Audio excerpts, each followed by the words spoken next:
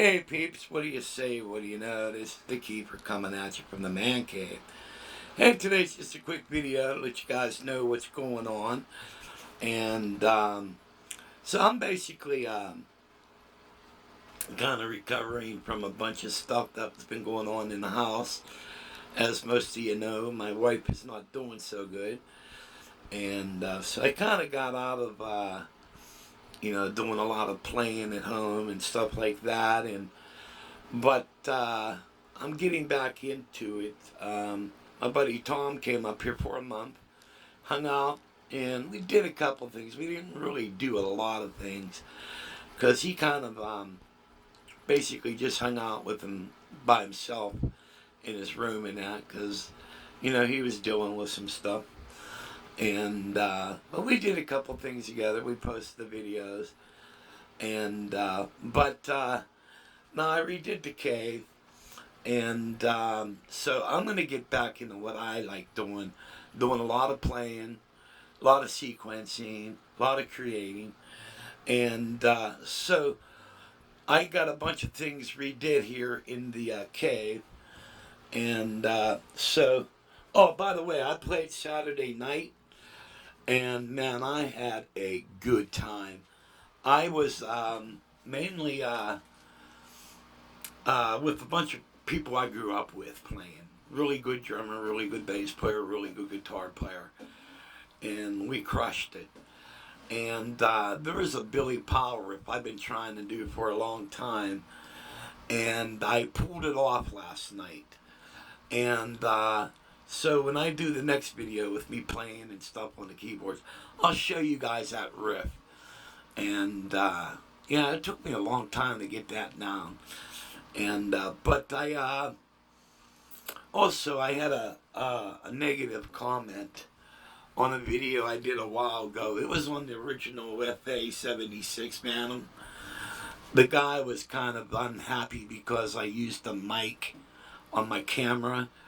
Well, that's all my videos got the microphone. These are all Zoom cameras. They're good, but apparently he didn't like the audio. And I would suggest that, before you guys start bitching about the audio, that's cool that, you say the audio ain't that great or whatever. Offer up a solution. If I had a solution, I would improve the audio. But like, videos like this where I'm all over the place, I'm just holding the camera, So, but here's what we got going here. I got the S4 hooked up, and I got it hooked up with the Pitar 88 controller.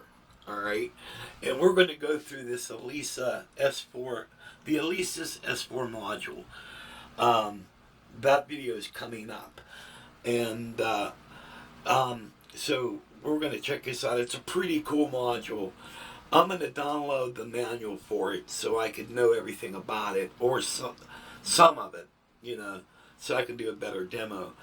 But the one thing I noticed, like the 88's going to play it, all right, but I'm not going to get any other goodies out of it, such as like if I used the A500 Pro, all right, because I got a joystick I could use, and that's going to bring out other things that the module does. But for right now, I'll do the demo on the 88, and we can check out a lot of this stuff like that. And but I like the way I got the new cave set up. I call this right here synthesizer, all right, because what it's got the Behringer Pro 800. I call it the Prophet 8. It's got the Roland Gaia. It's got the A500 controller, which operates the Pro 100. I mean the Pro 800. And down below I got a VR09, which I was going to get rid of it, but I tell you what, in this area it's cool to have because it's got a drum machine on it, and I can do a lot of various other things with it. And down below I got this new keyboard. Well, it's made 95, but it's brand new. It's the Korg X5D. All right, this keyboard's phenomenal. My God, you should hear the sounds on this thing. And then I dragged in the two Chrome EXs, and they're hanging out here. Then I got the Sonic MR76 in this area. Also, this Sonic's going to be one of the controllers. Then I got my favorite, the Triton Studio 76, the original Phantom FA76. Then up here is the VP550 Vocal Ensemble keyboard, very cool. You know, right above the Pitar controller, we have a Juno G, and then we got the Hammond B3 with one 45 customized Leslie. All right, so we're going to be doing a lot of cool things. I got to get the MIDI patcher all wired in, and let's see. Here we go. I get the MIDI patcher wired in because I got modules down here that all got to get hooked into it, and a bunch of other MIDI stuff. So just bear with me. I got a lot of stuff going on. I got this laptop all ready to go. We're going to put a DAW in this. And then we got this Tascam unit that works with the DAW system. So we're going to get that up and running. And so got a lot of things coming up. And but I was kind of set back the past month because the ups and downs with my wife, man, it just, I tell you, man, it just kicks the crap out of you. And also, while Tommy was here, he rebuilt my computer. It's a pretty powerful beast. And I went from a 20-inch monitor to a 43-inch monitor. So that's, I don't need my bifocals now, brothers. And and also I'm on the new camera. And because the Zoom Q8, it's a good static camera. But I can, that's a 4-track camera. And so I can actually take a send right out of the main mixer here.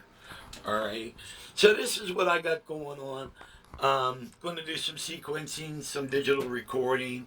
Then also, eventually I'm going to get into the DAW, and some VSTs. And so, another thing too is I cut the drum kit way down. And it seems like the drummers like, before I had like 14 pads and 2 brains, and it's really not needed for in here because a lot of these drummers don't play electronics. So you give them all this stuff, that's more they got to figure out. Plus, it's a pain in the ass for me because I want to concentrate on keyboards, and these drummers are asking me all these questions. And so I got to go over here and try to figure out. And I really don't know this brain a lot. And I figured, you know what, I supply the drum kit. You know, I figured these guys can program it, you know, and so basically that's what's going on. But I got the cave up to speed. All I got to do is finish hooking up the MIDI systems, and then put a bunch of different programs. And I'm working on what I eventually want to get. I want to get into having like 3 cameras. All right. The camera I'm using right now is the Q2N 4K.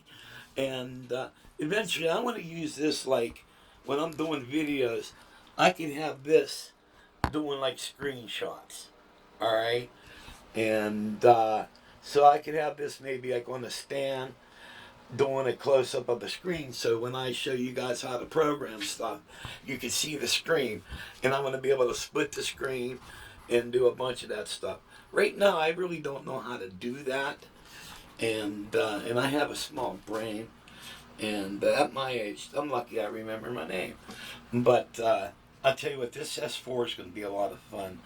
Also, a couple of you found out that one of the modules I have down here is the Roland JV880 module, and some of you guys told me that's a killer module. I don't know. Actually, I never heard of it before. So, but it will be hooked up, and we're going to have some fun with that. Then there's also a U220 module in there too, so it's going to be really cool. This Vitar 88 Studio controller, boy, she's sweet. She plays just like this. The Sonic MR76, very nice. Gives you that grand piano feeling, but it doesn't kill you. It's not like a real hard action. kind of like playing like a Wurlitzer piano. Really nice, and so you're able to do some riffs on it. So guys, that's basically what I got going on, and and most likely later on today I'm going to do the S4 video, and we're going to have some fun. And then I was also thinking about, maybe doing one video on the 88, then maybe mediate into the A500, or maybe the VR09 would be fun. And also I have let's see, I got these two mounts here where I could actually mount the module right here, and then I can just keep it right with the VR09. As far as the VR09 goes, I'm not going to be using it out anymore. It's just a real hard to control volume wise on a lot of various programs and stuff. And using the two chromes, man. These two chromes in my Numa, man, I'm in paradise. And then also, like when I play with the other band, an example, when I play my steady band's Flight Risk, all right, and these two chromes in the piano, the Numi, they're all set up for that band. All right. Now, when I do gigs with Hard Knocks, which is more rockier band, I actually need more of a synth. And so, you know what I mean? I can take the Gaia out. And so, but I could kind of change that up. I just got to design some polysynth programs. And so, because the Gaia is kind of in there, and it's kind of a pain in the ass, because actually this kind of rests on that. So I got to get a better way of mounting this up here. So, but it'll eventually come to me. So that's what I got for you guys today. I ask that God may bless, and we'll get on the ball and having some more fun again, because I really miss playing. And if you guys have any audio problems or something, let me know what you guys think and offer up some solutions. I'm a musician first. I'm not a videographer or whatever they're called. You know what I mean? I just make the videos, I'm not a real tech head, You guys will see when you get in your 60s, So I'm actually closer to 70, man. Man, I can't believe that. I mean, where did the time go? It just seems like yesterday I was 16 and driving my car for the first time. My God. So, hey guys, God bless, and see you when I see you.